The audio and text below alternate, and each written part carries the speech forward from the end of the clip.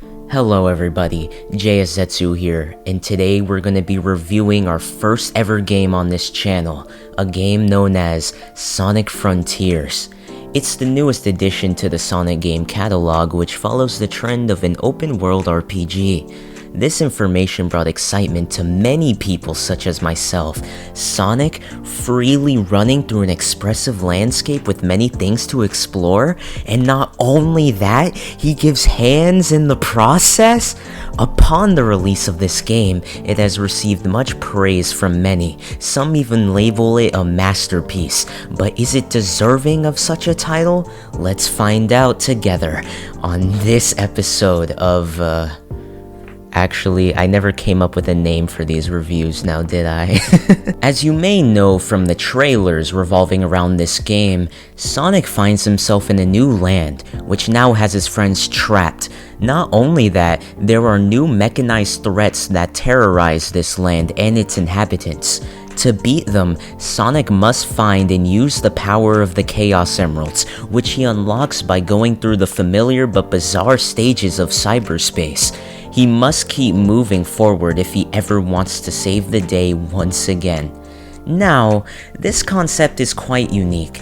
It introduces new things while giving longtime Sonic fans some of the popular older stuff, with a new spin on it, of course. I like how it seemingly doesn't bank on nostalgia like some of the more recent games did before, like Sonic Mania.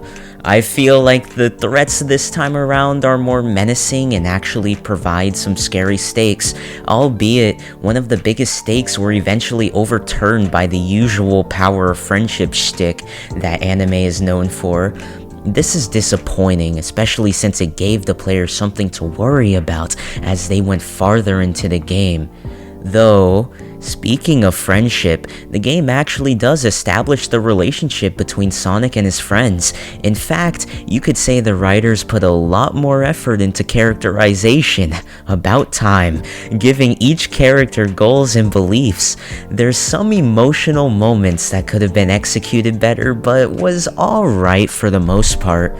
There's also some scenes that aren't a part of the main storyline that you can unlock, though I wish they were a part of the main storyline, and that I didn't have to grind so much to get them, because some of the interactions between Sonic and insert friend here are pretty interesting. Not going to lie, I only did some of the side cutscenes because of that. That could just be a laziness on my part, but I think it's something worth noting.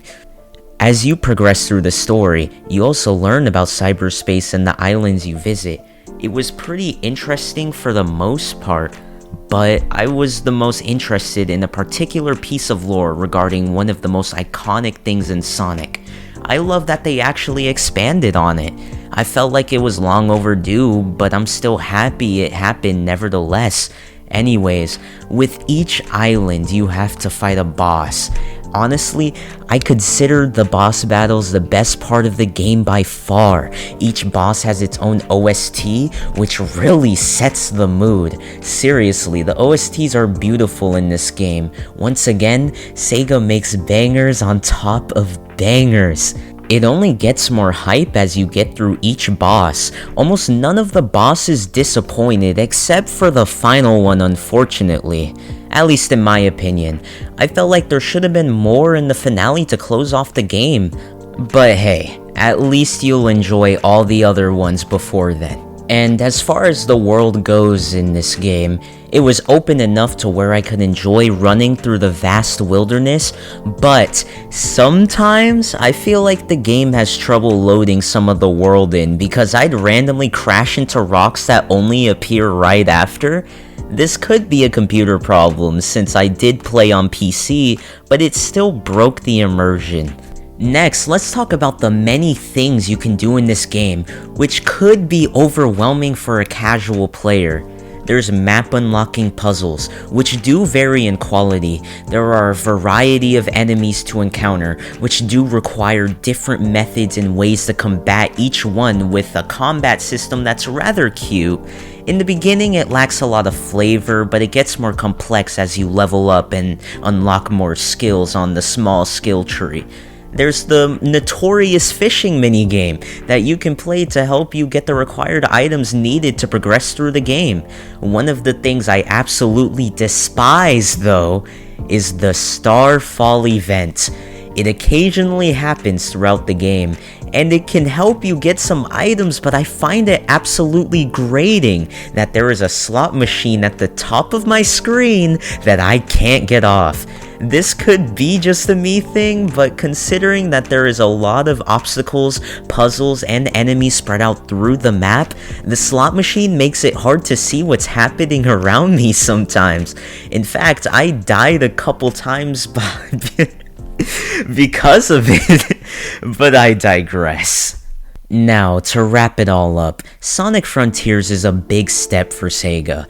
I think the last good 3D Sonic game was Sonic Generations, which came out 11 years ago. I am pleased to announce that I don't find Frontiers to be bad with its beautiful world, unique enemies, epic boss fights, characterization, and banger OSTs, though that doesn't stop it from leaving more to be desired. Even when it does do a lot of things, I feel like the developers put more time than needed in some aspects instead of putting that into some of the more valued, important aspects. Despite all that, overall, this was a cool experience. Here's to a new age of Sonic. I think I'll give Sonic Frontiers 6 rings out of 10. This will conclude my video. If you enjoyed it, make sure to like and subscribe. See you guys next time.